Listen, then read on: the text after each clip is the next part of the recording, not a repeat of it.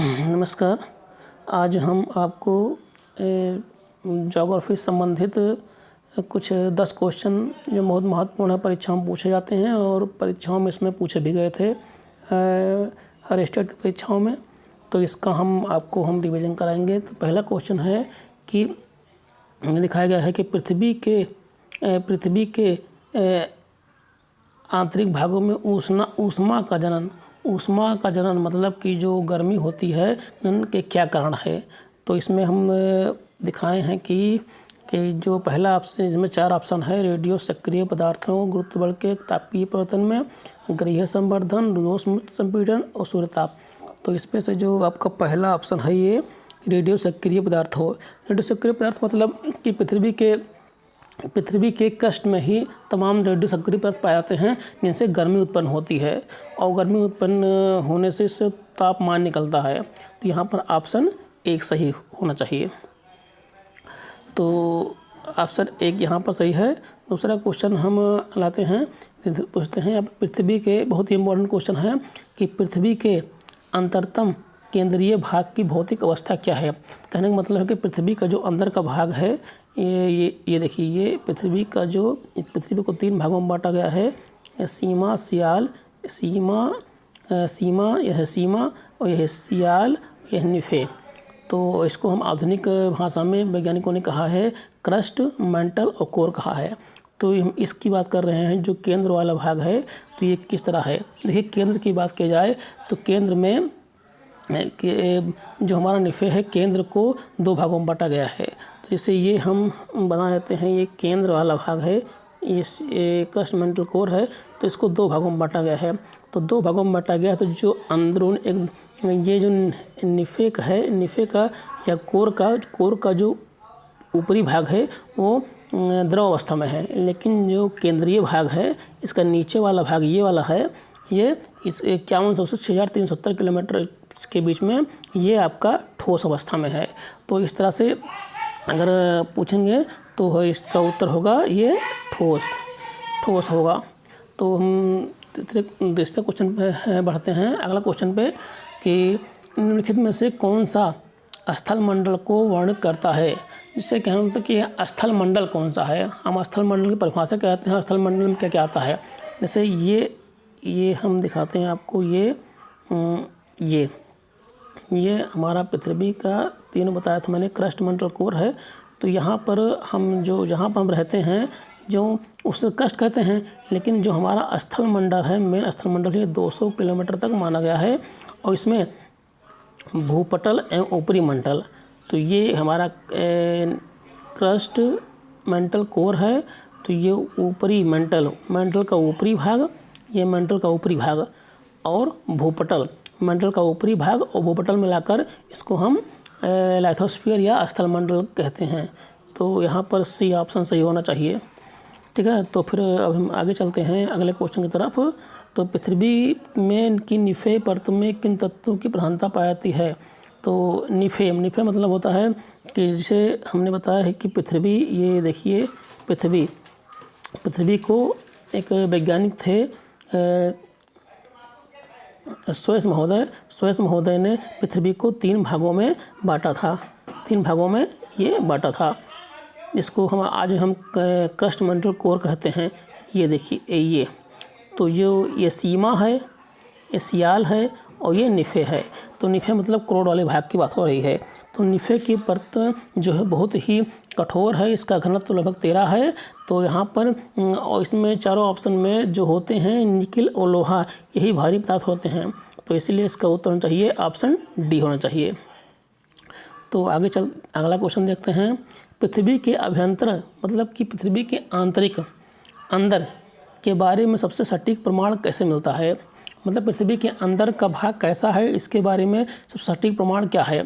तो यहाँ पर हम देखते हैं, देखिए इसमें 4 ऑप्शन हैं। चारों में पहला है ज्वालामुखी उद्गार, लेकिन ज्वालामुखी उद्गार केवल ज्वालामुखी जो लावा होता है वो एस्थोनोस्फीयर से ही निकलता है, जो कि लगभग 200 किलोमीटर के आसपास है।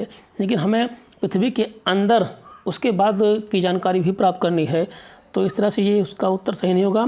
घनत्व और दाब और ताप, लेकिन ये अप्रत्यक्ष कारण है, इससे कोई ठोस जानकारी नहीं मिलती है। यहाँ पर और उसमें तीसरा ऑप्शन है भूकंप विज्ञान। देखिए भूकंप विज्ञान के बारे में के माध्यम से हम पृथ्वी की स्पष्ट जानकारी या आंतरिक भाग की जानकारी ले सकते हैं। जैसे यहाँ पर 3 लहरें होती हैं, पी, यहाँ पर होती हैं पी, एस और एल। तो इसमें पी लहरें जो होती है ठोस, द्रव और गैस तीनों में घुस जाती हैं, और जो एस लहरें होती हैं इनका एक खास बात होती है कि ये केवल ठोस में ही घुस पाती हैं। तो जैसे ये पृथ्वी है, ये तो ये क्रस्ट मेंटल कोर है। तो ये पृथ्वी, ये समझ लीजिए इस जो तरंगें होती हैं वो ठोस में घुस नहीं पाती हैं। तो इसी आधार पर वैज्ञानिकों ने माना कि जहाँ पर यह तरंगें नहीं जा पाती हैं, जहाँ नहीं जा पाती हैं वहाँ पर द्रव है। तो इस आधार पर भूकंप विज्ञान वाला ऑप्शन ये सही माना जाएगा। तो अगले क्वेश्चन की ओर बढ़ते हैं हम। पृथ्वी के निम्नलिखित में से कौन सी परतें बाहर से अंदर की ओर सही है? तो इसमें क्रम मिलाना है। जैसा कि हम बार बार बताते गए हैं कि पृथ्वी पर ये देखिए, हम बता रहे हैं ये आपको, ये 3 परतें हैं ये। तो पहला है क्रस्ट, दूसरा मेंटल और कोर। यहाँ पर चौथा ऑप्शन है क्रस्ट मेंटल कोर। इसको अगर इसकी रासायनिक संरचना देखी जाए तो स्वेज महोदय ने इसको सियाल, सीमा, निफे माना गया है। इसको सियाल, फिर सीमा, फिर निफे कहा गया है। तो इसका उत्तर फिर यहाँ पर डी होना चाहिए। तो अब हम अगले क्वेश्चन की ओर बढ़ते हैं कि लेमैन असंबद्धता। यहाँ पर लेमैन असंबद्धता, देखिए पृथ्वी में जो पृथ्वी की जो परतें हैं, जैसे इस तरह से ये परतें हैं बता रहे थे। तो इन परतों के बीच में हर परत के पास एक असंबद्धता, डिस्कंटिन्यूटी, एक संक्रमण पट्टी पाई जाती है। तो इसी को हम असंबद्धता कहते हैं। यहाँ बात हो रही है लेमैन असंबद्धता की। तो लेमैन असंबद्धता ये है, ये पृथ्वी का जो केंद्र है क्रस्ट मेंटल कोर। तो कोर में ये जो 2 भाग किए गए बताया था मैंने, आंतरिक कोर, बाह्य कोर। तो आंतरिक कोर और बाह्य कोर, आंतरिक कोर और बाह्य कोर के बीच में ये पाया जाता है। तो इसका उत्तर ये डी होना चाहिए। हम आगे बढ़ते हैं। निम्नलिखित में से कौन पृथ्वी परत का प्रमुख तत्व है? तो यहाँ पर तत्व पूछ रहा है, धातु नहीं पूछ रहा है। अक्सर लोग कंफ्यूज जाते हैं कि तत्व और धातु में अंतर क्या पाया है। तो यहाँ पर हम तत्व की बात करें तो यहाँ पर ऑक्सीजन होगा। ऑक्सीजन 46 पृथ्वी पर 46.8% के में पाया जाता है, ये पाया जाता है। तो यहाँ पर और एल्युमिनियम की बात करें तो एल्युमिनियम केवल 8% पाया जाता है, ये केवल 8% पाया जाता है, लगभग 8.1%। अगर लोहा की बात करें तो लोहा 5% पाया जाता है, ठीक है। और यहाँ पर हम सिलिकॉन की बात करें, सिलिकॉन 27.7% पाया जाता है। तो यहाँ पर उत्तर रहेगा सी रहेगा उत्तर। तो यहाँ पर सी उत्तर रहेगा। आगे बढ़ते हैं। मेंटल के ऊपरी भाग जिसके ऊपर पृथ्वी की पपड़ी प्लवन करती है को कहते हैं। क्या मतलब है? मेंटल का जो मेंटल होता है, ऊपरी भाग होता है जिसके ऊपर पृथ्वी की, मतलब पृथ्वी किस पर तैर रही है, पृथ्वी का जो क्रस्ट है किस पर रुका हुआ है। तो जैसा कि बताया है कि पृथ्वी, जैसे ये देखिए हम आपको बताते हैं चित्र के माध्यम से, ये पृथ्वी है, ये बताया गया 3 भाग है, क्रस्ट, मेंटल, कोर। तो ये मेंटल है, ये तो मेंटल के थोड़ा ये हमारा मेंटल है।